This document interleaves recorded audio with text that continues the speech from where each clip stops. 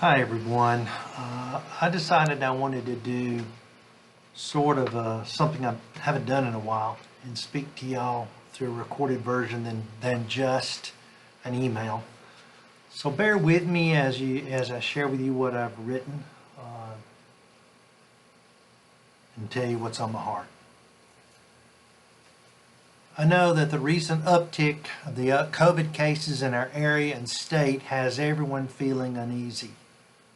While I do not think that we as Christians are called to live in fear, we are to be as wise as serpents and gentle as lambs. Therefore, if you've not had your vaccines or have extra health issues that make you susceptible to sickness, I totally understand as to why you are electing not to attend while we are experiencing this uptick in COVID. But I encourage you to please return to in-person worship as soon as you can, for we need each other, and when you're out, you are missed. Furthermore, let's all be aware that this very well may be our new normal, as we may be living with the threat of COVID for years to come. I've even read something this week that said the normal is not coming back. Jesus is. Thus, we need to ask ourselves, how do we balance staying safe while also living our lives under God's grace? As you may recall, our online services were originally developed as an outreach ministry to the unchurched and to those who, because of health issues, simply could not attend. And thanks be to God that we had this new capability when the pandemic began, which enabled many of you to be able to attend worship online. But this ministry was never intended to become something that would take the place of in-person worship for those who could attend.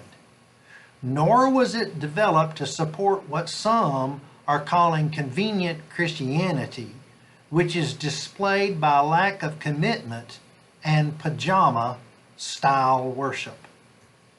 In Hebrews 10:25 we read, "Let us not neglect our meeting together as some people do, but encourage and warn each other, especially now that the day of his coming back is drawing near." Worshiping together helps us to lift one another up. Corporate worship helps us to stay connected to one another. It acts as a deterrent to spiritual discouragement and to help us lift our spirits when we are down. Also, the evil one loves it when we stay away from church, because alone we begin to cool off spiritually. And before you know it, missing church is our routine rather than the exception. And yet we would wonder why we feel so disconnected from God. And more importantly, God is pleased when we gather for worship, for it shows him our appreciation for all he has done for us. So, if you have been on a vacation, if you've been around other people in any type of enclosed place, been in a restaurant, family reunions, or have just hung out with other folks, let me encourage you to come back to in-person worship. As you know, our church invested heavily in keeping you safe by installing ionization to greatly reduce the spread of airborne diseases. So you would be safer in our church than most any other place you would go where people gather in any way.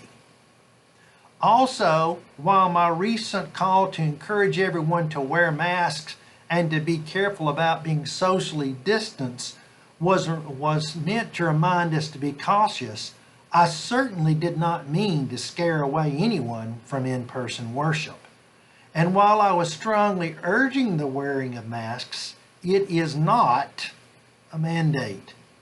Nor, by what I'm communicating, was I wanting to make it seem that corporate worship was not important. Finally, I want to thank everyone who, even though they've had to make the decision to go back to online worship, have continued to mail your tithes into the church. While we may not be able to do our full ministries that we were doing before the pandemic hit, the church does continue to function and do ministry. So your faithfulness is much appreciated. I hope that you heard this letter as a letter of concern and not me being preachy or negative. I just long for the day when we can all be back together again. But I also take heart because I know our Redeemer lives. With love, concern, and encouragement, this is your pastor, D. Dowdy. Have a blessed day.